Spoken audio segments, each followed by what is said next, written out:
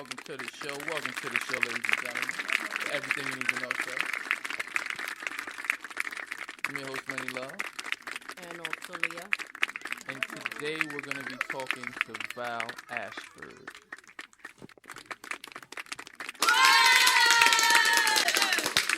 Hello. Hello, Val. How are you guys? We're doing okay. How Thanks are for having you? the show. Thank you for being a part of it.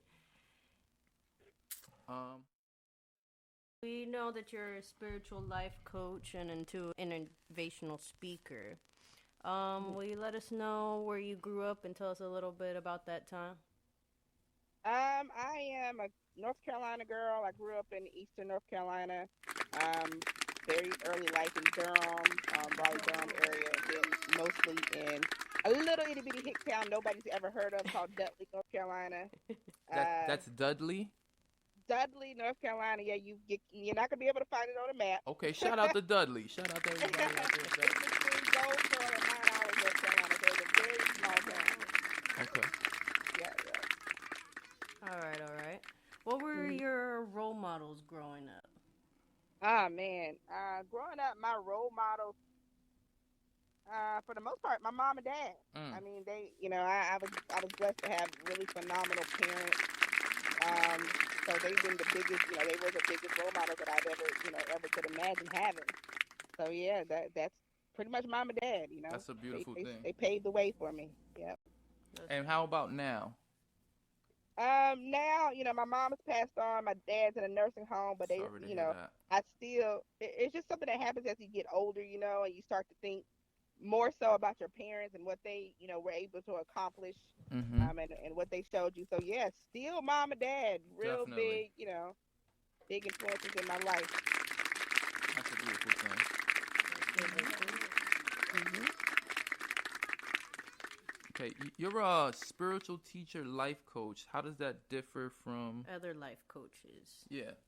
Right. Well, that. life coaches in general, we all kind of do the same thing as far as trying to help people figure out ways to make their life better, in all areas. But me being a spiritual life coach, I deal with people connecting back to what I call a source, connecting back to their, their highest version of themselves. I like So I that. come from a real spiritual place rather than just, let's get a job, let's make money.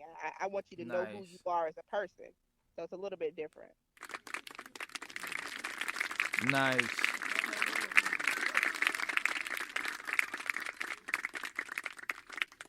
Okay, I'm on.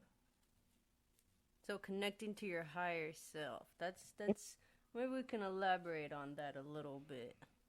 Not necessarily your higher self, but I call it, your source. And I like to use the word source because I just feel like it's universal. Okay. Some people will say God, some people will say universe, some people will say, connected to your ancestors. But I feel like saying the word source kind of, encompasses all of those things. Okay. I think that we're all born with something within us that knows, the all knowing that's in our soul and the depth of who we are as a person. And just something happens, during life, just living life, having kids, getting married, going through relationships, going through struggles. It seems like the most common thing that happens is people get lost. They lose their way, They don't know what they're passionate about. They don't know what their purpose is. So when I say connected to your higher source, connected to your authentic version of yourself, who you really were before you got jaded by the world. I like that. Yeah. I don't know if you get into the conspiracy theories as much as I do, but you say jaded by the world. I call it straight up social programming. Social programming, absolutely. We're all programming. Our mind, everything that we have around us mimics the way that the mind works. The mind is nothing but a big computer. That's So everything that we experience in our lives goes into our programming, the good, the bad, or the ugly. And some of us have been the victims of non-beneficial programming for a really long time. Yes. And so I'm one of the people who comes along and tries to, break them out of the matrix, so to speak. So you a danger to this programming that's going on. You on some Harriet Tubman stuff. Salute to Val Ashford. Pave the way. Come on to the railroad. Let's do it. That's what I'm talking about. Yeah, but for the most part, I feel like everybody, when you're in the matrix, you're kind of forced or feel like you're forced to conform to a certain type of lifestyle, a certain type of image for yourself. And a big part of connecting with your source or connecting with your authentic self is saying, I don't need any of that. I'm gonna make my own way and pave my own way and do my own thing. I'm gonna So I create definitely myself. encourage. Right, I like that. I think Jay-Z has a line. He said, "I designed myself," but I think it's even better. I think it's more organic than that. It's not really so much you designing yourself, more than you finding what you truly are. And once you get to your core and to your truth, it's almost like you don't even have much work to do as far as designing yourself. Right. It's like it's already built in there. It all comes naturally. It all comes natural. It all comes naturally to us. And my daughter is 11 years old, and she said to me one day, she said, "Mom, you're like an unteacher." And I said, that's exactly right. I'm an unteacher because who we really are is already there. So what we're doing is trying to peel back the layers of what we're not. Exactly. So it's not so much of just creating who you are. Who you are is who you are. But once you unpeel all of the things that you're not, then you can begin to create the life that you want for yourself. I love that. And I like the way you're doing it, and it's very to the point, and it's kind of relatable, and people can understand it. See, me, I'm a weird guy. I think I try to do a lot of the same things, but I just don't have the words like you have. See, the next question, I feel like we already started touching about it. It's because you offer something you call interventions as opposed to interventions, and it sounds like it's pretty much what we're talking about. So tell us a little bit more about the intervention and how it's different from the intervention. So my thing is this: all roads lead back to self.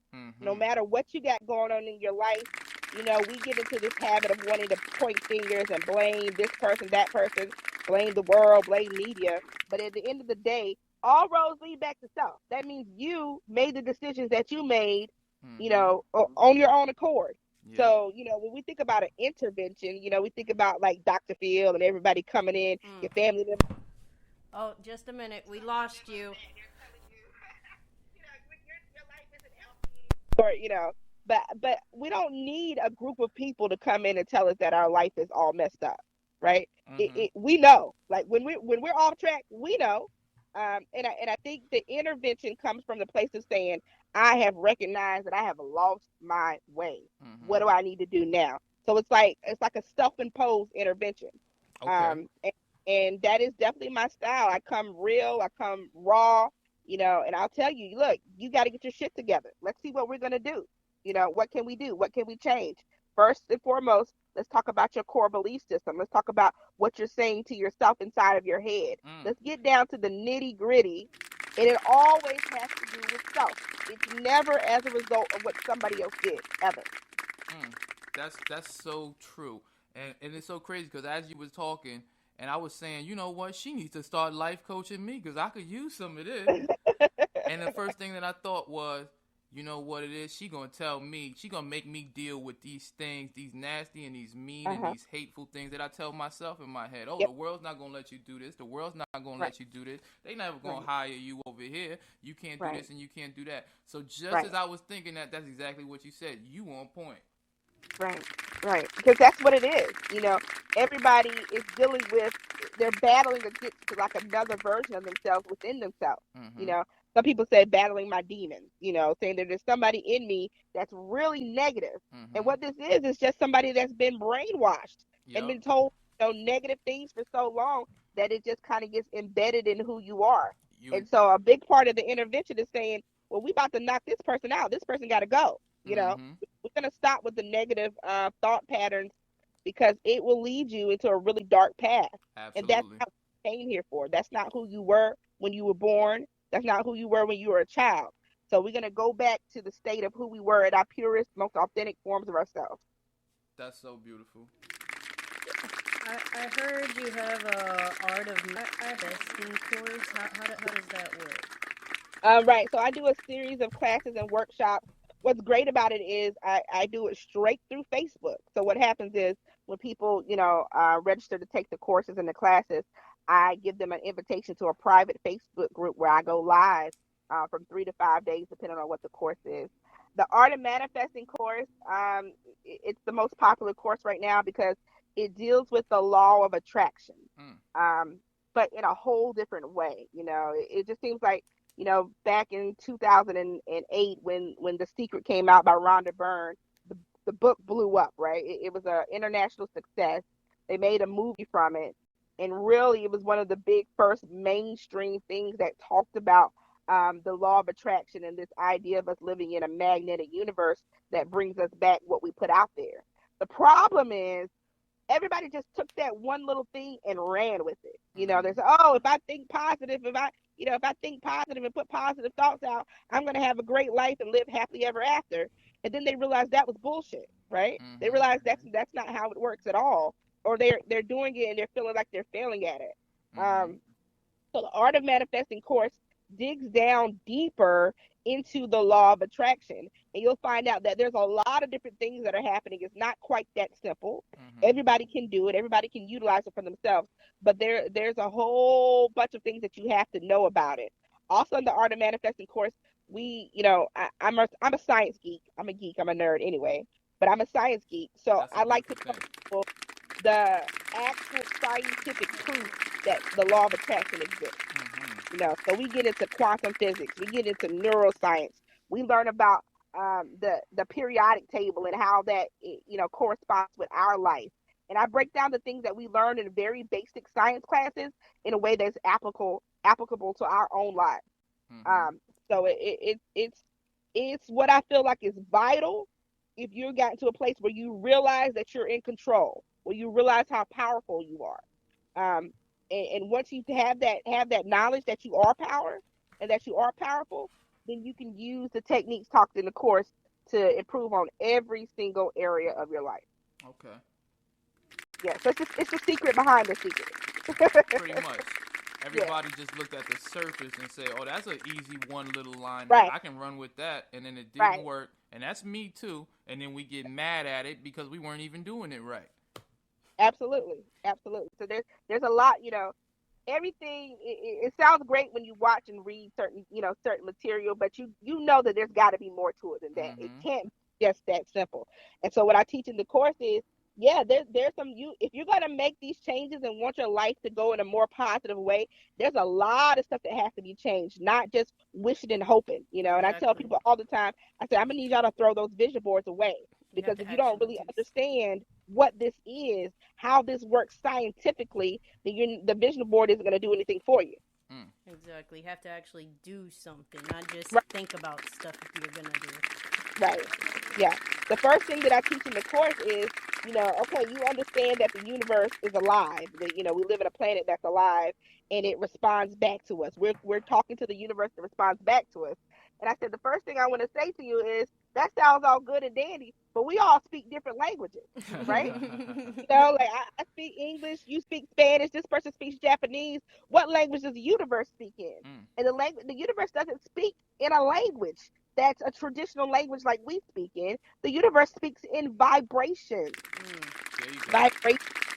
And until you can learn how to speak to the universe in vibration, nothing you say is gonna be heard. Mm. It's like taking placing an order at a restaurant. If you don't know what language the waiter is speaking, you're screwed. They might bring you back anything, right? Exactly. Yeah, yeah. I So love we start that. absolutely. And that goes with your book, The Law of Attraction. You're writing like a book about such things. Right. The book that I'm writing is actually based off of an assignment that I gave some of my course attendees in a workshop that I did about a year ago. And I said the title of the book is called The God Pen. And Mm. so what I had my course attendees do was I said, you know what? Let's talk about what if God, right? And it doesn't matter if you're religious or non-religious, whatever you believe in, we'll call that God, universe, source, all the Mm-hmm. same thing. What if there was this all higher power that decided one day, you know what? I think I'm done. I think I want to retire. So I'm gonna come down. I'm gonna come down to where you are, and I'm gonna bring you this gold magic pen that I've been writing your life out with, and I'm gonna give it to you. Mm. Now Hmm. you have it. Now what are you gonna do? What if you had the pen that you knew was scripting out your life day to day? how would the rest of your life go from the moment you had the pen in your hand? Mm. If you had the power, all the power and all the control of how the rest of your days would play out, how would you have it go? Mm. So the book is based off of that premise, and what it's really wanting people to do is take back the power of imagination, Okay. because imagination is our most powerful tool, and somehow we've mislabeled it as make believe or something that only kids use. Right. But your imagination is the most powerful tool that you have. Absolutely. And what happens is we become adults and we start to completely disregard our imagination. What do they say? You got to be realistic, right? Mm-hmm. And now they call it adulting, right? Mm-hmm. You got to do this, you got to do that, you got to pay the bills, you got to got to provide for your kids, you got to do these things, and we don't take any time out of our day to just sit back and daydream and imagine and to create intentfully what we want to happen in our lives. And you know what's the ironic thing? You said that once we grow up, we stop imagining things. But Right. I don't think we stop imagining things. I think we use our imagination for all the worst things. We don't see that Absolutely. fear, because to me, fear is you imagining shit. Oh, this Absolutely. might happen to me. Oh, this might happen to me. Absolutely. Oh, this person might not be no good. So it's like we use imagination in only the negative. Not only that is every uh disease, disorder, illness known to man can be linked back to stress, right? Yes. And, Exactly. and stress is a physical manifestation of worry. And worry is the opposite of imagination. It's a misuse of your imagination. Yep. Because if you wake up today and you check your mailbox and you have a bill or you have a repossession letter or you have an eviction letter, the moment you get that bad news, you take this powerful tool of imagination and you start to paint out the worst case scenario of what could happen. You start picturing them driving away with your car. You start picturing them throwing your shit out on the curb from your house. You start picturing all these negative things in your head, but none of that has happened yet, right? None of that has happened. So what you're creating in your head, you're imagining it. It's still your imagination. So it would be a lot more beneficial in your life if you would take that letter and say, okay, that's one option of what could happen, but I'm not going to subscribe to that. I'm going to go sit down and think about paying this bill off. I'm going to picture myself signing this lease. I'm going to picture myself, being able to pay for this, whatever it is that you need to pay for. But we don't do that. We get on this tangent of what if, and we what if all the worst possible scenario things instead of using our imagination to paint out good experiences for ourselves. And then we wonder why what we thought would happen actually happens. Because you're in control, dummy. Absolutely. Absolutely. Right. And all of those fears, all of those worries only brings your energy down. It only puts you in a negative space. And when I'm in a negative space, I don't know about anybody else, but I really don't do too well at anything. You either don't do anything or all you do now is negative stuff. Right. Nothing positive can grow from a negative mindset at all, ever. So no matter what the situation you're going through, if you can figure out a way to muster up some positivity about it, that in itself is the biggest, the biggest proof of what's going to happen. How you perceive it. Yeah. See, that's one thing I got going for me. I can always imagine. I can always just see the bright side of some shit. Right. It don't matter what happens. I'm always looking at the bright side. Right. We like to say, people who can see the glass, the glass half full or half empty, and again, I talk about my 11-year-old daughter a lot. I would probably say that she's probably one of my role models too, my own child, right? Because she says stuff sometimes, in her childlike, in her innocence, she says things, and then she'll drop these bombs, and I go, oh shit, that was really deep. Because she said to me, we were talking about the glass being half empty or the glass being half full, and she said, well, Mom, the glass can never be empty because even matter exists. So even when you don't see something, it's still there. The whole world is made out of matter. So that means the glass is always full. No matter how much water is in it, it's still full. It's always full. Right. And it might be full of oxygen, but it takes oxygen to make water. Absolutely. Oxygen is still something. There's never nothing in the glass. So it's always full. Exactly. Right? Yeah. And even if the glass is empty, at least you got a glass. Exactly. At least you got a glass. You got something. You got a glass something to work with. Air. And I don't know about y'all, but air is pretty damn important. You're right about that. Yeah. So tell us about this Build-a-Bae Workshop? Oh wow. Yeah, the Build-a-Bae Workshop, I did that on Valentine's Day. Again, that came from an assignment that I did in the previous course about a year ago. Using the law of attraction, universal laws Mm-hmm. to apply to your love life, you Mm. know. And it's really no different. Like I said, when you start to learn the basics of how this stuff works, you can apply it to any area of your life.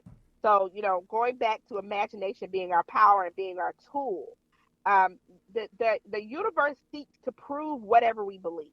Mm. That's how the universe works. Whatever you believe, the universe proves it to you. And I like to say that everybody's right. No matter what you say about the world, you're right.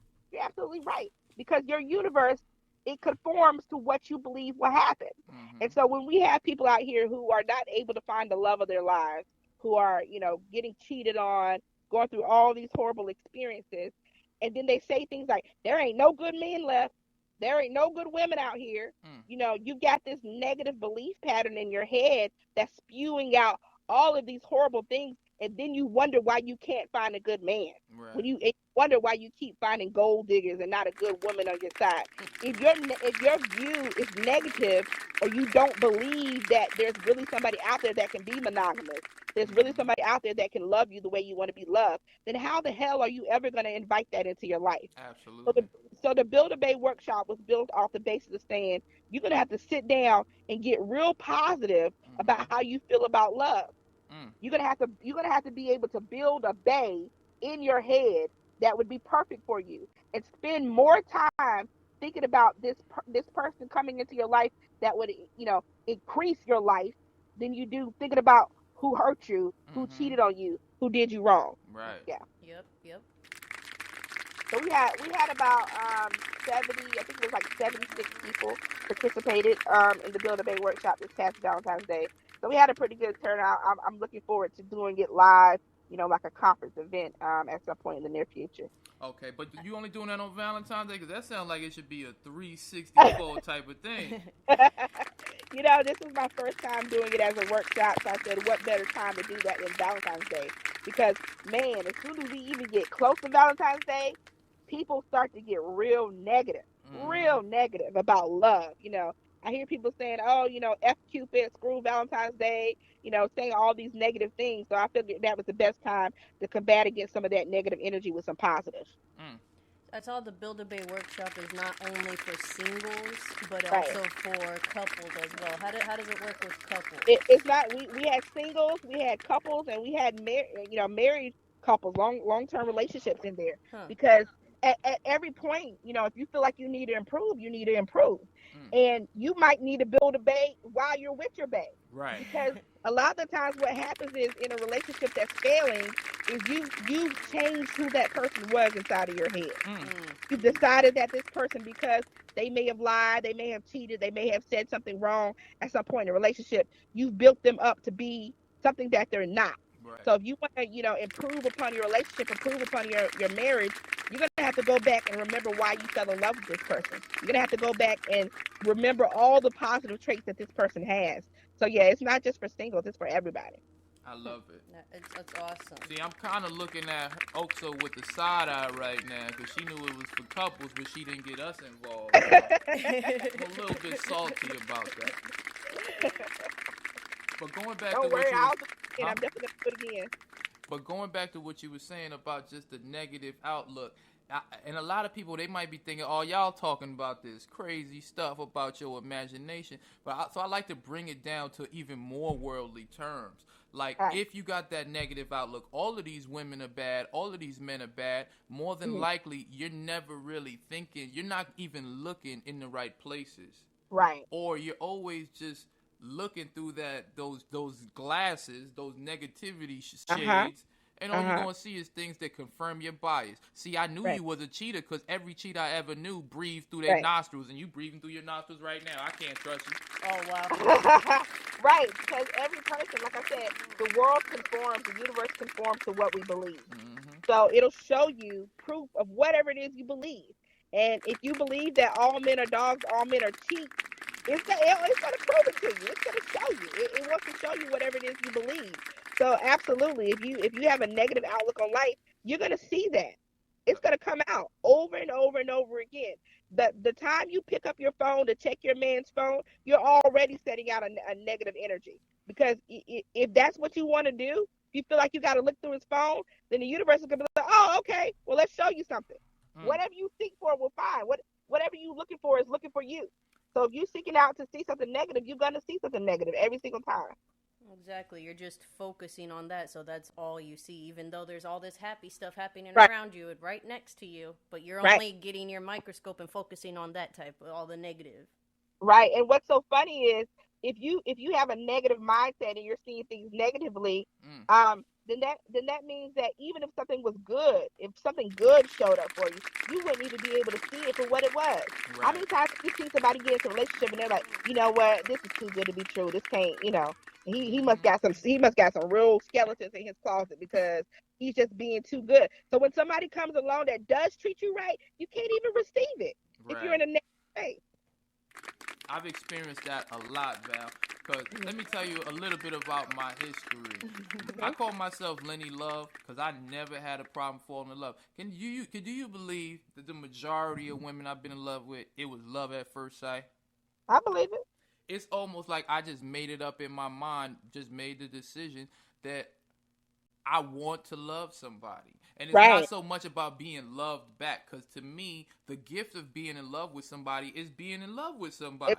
Absolutely. It's not about what they give you in return. It's about how you feel about that person, how you feel about life now, because it just has so much more meaning and so much more worth. Yes. Why do people... And I hate to talk about the problems, because I feel like if we talk about the solutions, then there'll be less problems. But why do people have such a hard time finding love and keeping love? Because of their mindset. Because of their mindset. Let me drop this on y'all right quick, okay? So we talk about us being programmed and programming. Do you know that the majority of our programming happens between the 3rd trimester and year 7 of life? Oh, wow. Yeah, I heard about that. They said that your baby can actually hear the words you're speaking when it's in you. Like, they're learning already while they're in you. Well, they can hear the words, but they're picking more up on the vibes. Yeah, exactly. Yeah, it's the vibrations. They can feel it. And they've done these things where they'll do an ultrasound and then they'll have somebody yell at the pregnant mom and the pregnant mom yell back. And the baby actually like hurdles itself up in a ball and tries to cover its ears. Oh, wow. So, a lot of us, and there's exceptions to the rule, but there are a lot of us had real screwy views on love before we knew what love was. If you came from a broken home, if you came from a home where, your parents were unhappy, one parent was absent, which is the majority of us at this point, right?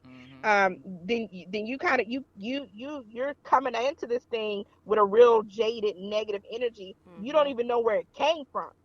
Here you are, a grown up, and you're dealing with things that you experienced in the womb. Wow. Right. That's deep.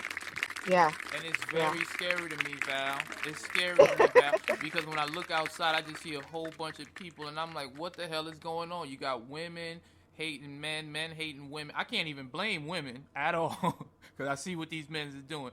But I see women fighting men, men fighting women, the kids mad at the parents mad at the kids. It's scary to me, and it's scary because it's a cycle. If you don't figure it out how to fix it, you pass it along to your kids. And they pass it along to their kids. And people like to say things, oh, well, I had, I can't tell you how many clients I've had who said, there's a generational curse on my family. All the women in my family deal with abusive men. And I said, no, baby, it's not a generational curse. It's a habit of bad decision making. They got passed down. Your grandma passed it down from her grandma, and her grandma passed it down from her grandma. It's not in your genetic code. It's not in your DNA. It's just a habitual thing that gets passed from one generation to the next. Exactly. But you can at any point decide that I'm going to be the person who's going to stop this. For the good of my children and my generation that comes after me, I'm going to be the one to set a different tone. Right. Yeah. That's so crazy too, because it's kind of when that statement like, oh, it's a curse, oh, it's in my genes. It feels like people are just resolved to that, like, oh, that's what it is. That's what it's gonna be. And that's what we do. And I'm gonna drop this on you too. Okay. So we've learned to, like you said, just resolve to certain default settings, right? As if this is what it is. This is written in stone in my cellular DNA. But what scientists and doctors are starting to prove, and it's still really new, it's just been over the last 10 to 15 years, is even our DNA and our genetics can be changed. In our lifetimes, Exactly. with epigenetics. They can be changed. Even our DNA and our genes can be changed. There's nothing that exists in the human body that is just stuck there, that's written in stone. We have the power to change anything. So if you did for some reason have a I attract bad women bone in your body, you could actually go in and you can change that. You can make a decision. Nothing outweighs the power of intentful decision making. Nothing. That's so true. And Yeah. how long is it that it takes for the body to replace all of the cells? I'm not sure of the exact number, but we replace our cells often. We really are the human body is a community of living organisms, living cells, and they're constantly recycling. So we know that we have the power to regenerate new cells and new cellular structure, and have a whole different result on our life as a result of that. I asked you that because I want to say every 6 months your body has new cells. So if your body can replace these little tiny building blocks, I'm pretty sure that within 6 months you can replace a whole no good man from out your life. It doesn't even take that long. It doesn't even take that long because the scientists are who are going in here and they're learning about this. The people who are really teaching this stuff now. If you start to look it up, it's called epigenetics. And energy psychology. The people who like Dr. Bruce Lipton and some of these other famed doctors who are teaching this now, what they've learned is there are super learning ways that you can go in and you can change this stuff within 5-10 minutes. Oh wow. There's to access it. A lot of it has to deal with having access to our subconscious mind and going into our subconscious. Because we talk about our being conscious, right? Everybody's on this thing. Oh, I'm awake. I'm conscious, and I'm like, no, you're not. Because if you were, you would know that your conscious mind is only in control 5% of the time. 95% of our day, we're ruled by our subconscious mind, and our subconscious mind is that programming that's there on a loop. It's like playing a tape recorder over and over and over. And until you can go and access that subconscious mind and change some of that stuff that's been written in there forever, you're going to continue to have the same experiences in your life. But it all can be changed. There's nothing to be afraid of. We created it and we can destroy it. Yeah. When I think my life changed, Val, I think must have been like around 13. No, I was probably like 12 years old. And I just made up my mind. I said, I'm not going to lie and I'm not going to try to fit in. And I think from then, I think probably then is when I got control, or at least some access to my subconscious mind. But it's a little bit tricky because I feel like maybe I'm too conscious of my subconscious mind. Is that a thing? I don't think you can be too conscious of it. I think more people need to be more aware of what's in their subconscious mind. And the thing about awareness is if you're really woke, if you're really aware, what you're saying is you have trained yourself to be in the now, to be in the present moment more. Because most people are just walking around basically zombies, just living, just going through the motions like robots, and they're not taking conscious attention of what's happening in their lives. They're not paying attention to their thoughts. I mean, how many times have you get in a car and started the car up and went to go drive and got somewhere, and then all of a sudden you realize, I don't even think I was paying attention that whole drive, right? I don't remember making a single turn. You was on autopilot. Mind is controlling. It's controlling.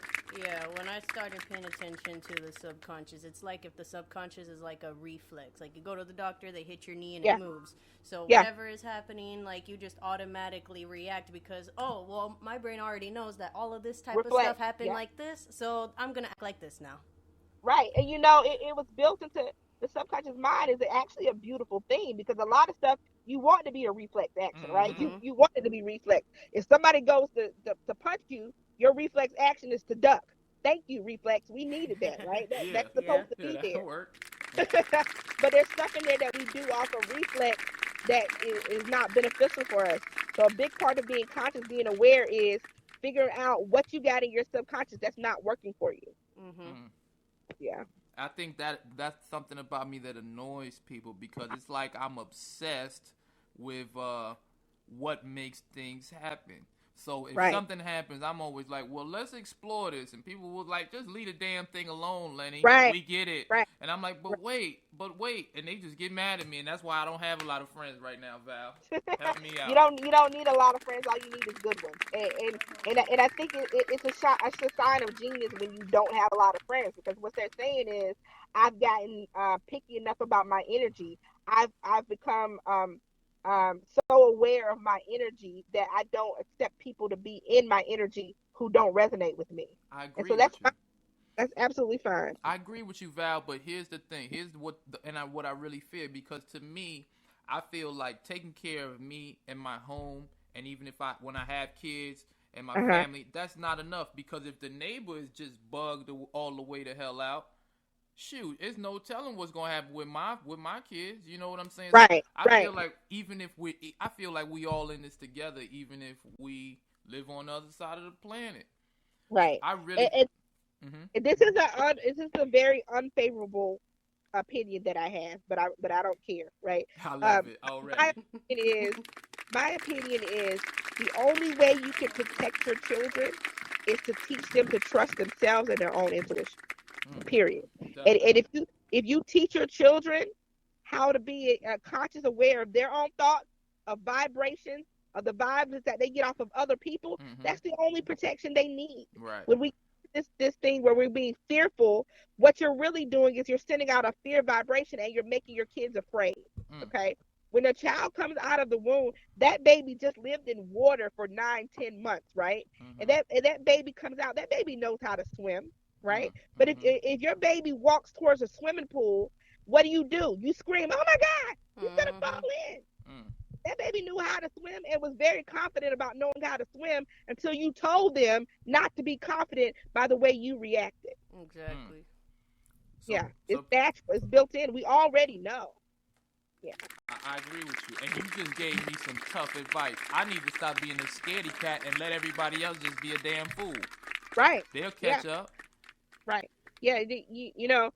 We talk about what is God. What's the definition of God? And for me, the definition of God is the absence of fear. Mm. When Tell you us a when little you bit you about that, because I always thought the absence of fear would just bring you to peace and love and balance. But right. and to me, that's close enough to God. But It's I the want same to thing. hear your breakdown of that. It's the same thing, the absence of fear. We talk about God. We're talking about something that you not something to fear. Mm-hmm. The Bible and a lot of other religious structures teach us that we're supposed to fear God. God, I don't see it in that way. I feel like, for one, I see God as being like electricity, as a vibration. I don't see it as having a personality or Mm-hmm. personal You don't traits, right? anthropomorphize it, or however you pronounce that. Right. Yeah. So, if we start thinking about God being pure love, just pure love, we only have two emotions anyway: love and fear. That's it. Mm-hmm. And so if you take fear away, all you have left is love, and that to me is what God is all love. When you can look and realize that every single person in this whole universe, we all started out the exact same. We all started the exact same. We all are who we are in love. But then our perception and our experiences cause us to have fears, and it causes us to be reserved about certain things in our lives. Without that, we are all God. We're all love. That's where we came from. That's who we are. And that's what we go back to after we die.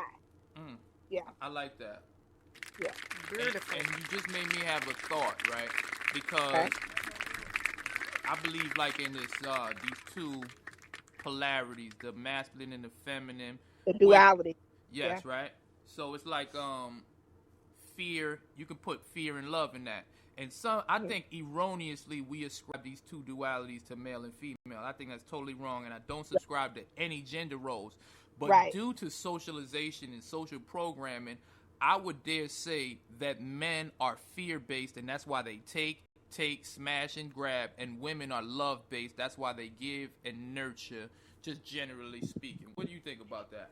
Well, you could say that generally speaking, because uh, you've got to think about if our society and our culture programs us. You got to think about what are you programmed to as a male child. You know, you couldn't dare pick up a baby doll, right? You Nope. couldn't do that. As a male child, they give you things like, trucks, and they give you things that are, take this and smash that, do this with it, And you're let not me even see how allowed to cry. strong you are. Here's some toy Right. guns. Let me see your muscles. Like, you think about how you treat a 2-year-old little boy. You want him to be strong. You want him to go outside and be rough. We roughhouse them. But our little girls, we're not taught that. They put a baby doll in our hand and they say, "Go sit down and love up on this baby doll. Go brush this Barbie's hair." We're brought up in a whole different way. We're brought up to be nurturing. Right. And my is, why do we not give baby dolls to the little boys? Yeah. Because we want them to be a good father one day. We want them to have nurturing and loving skills. But yet, from the very first age, 1 and 2 years old, you snatch a baby doll out of their hand and say, "Don't do that. That's for women." Yep. And then we wonder, when they grow up, we wonder why women are trying to love everybody and men are trying to snatch and grab, as you say. That's how we were trained. That's how we were programmed. It's a scary thing to me because all I got is but a GED, Val. And that don't matter. So What's when that? I see this going on in the world, all I think is, and I hate this, and sometimes I be thinking, oh, that's that conspiracy theorist inside of you. I feel like somebody must notice this, and some of this, I don't know if it's intentional or if it's just a cycle just repeating itself. It doesn't have to be intentional. It's just a cycle. I think that I talk about that a lot too, is having this, a lot of us default to being a victim. We default to being a victim because we don't want to accept that at some point in our life we were programmed and we accept the programming. We don't want to accept that. It's easier for us to point our fingers towards someone who did this to us. And we start to we say, well, we start thinking about Illuminati and there being people who are sitting back at a boardroom somewhere, purposely and intentfully making these decisions to do things a certain way. And that's not it at all. The agenda has never been that at all.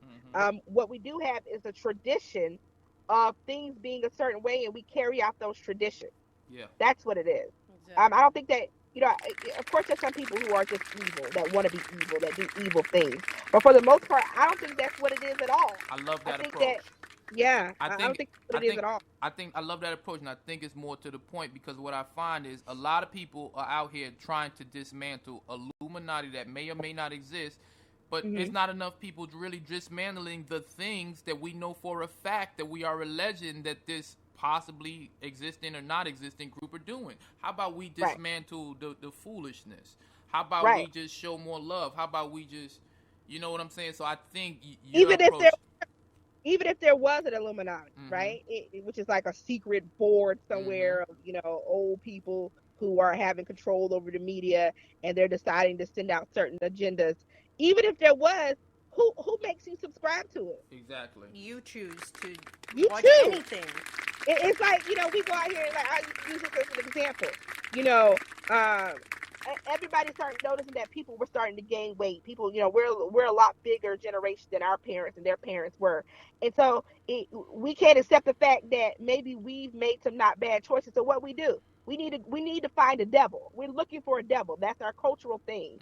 And so we always make things out to be a devil. We say, McDonald's, you did this. Now, when you got into your car and you went to that McDonald's drive-thru and you ordered 2 Big Macs, extra special sauce, and a Coke and some French fries, and you large, you super large, supersize your fries, you knew that wasn't healthy. Nobody was twisting your arm and telling you to order that shit. Nobody told you to do that. You just had to afford, and now you want to sue McDonald's? That's ridiculous. Yeah. Options. You have the right to choose your own options. They're just giving you options. Here's something fast and quick you can have. We're not telling you to eat it every day. Right. But I love that approach. Let's not even focus on whether or not, because I can't stop this conspiracy theories from inside of me just keep on jumping up and down. I'll be like, well, it's not about who's doing it. It's about what needs to be done, whether or not there's a group doing it intentionally or not. Right. And people hate my answer, but my answer is love. Love. Peace. And that's how I feel like we could change and save the world and really redirect this whole thing. Right. My thing is this. if you turn on the news, which I suggest that nobody do because the news is made to Oh for man. fear mongering. If you turn on the news and you see something that you don't like, you cannot combat against that with something else negative. You can Mm-hmm. only combat against it. Only all you can do if it's dark, all you can do is turn on the light. That's That's the right. only way to get out of darkness, right? You don't get anything from a negative mindset at all, ever.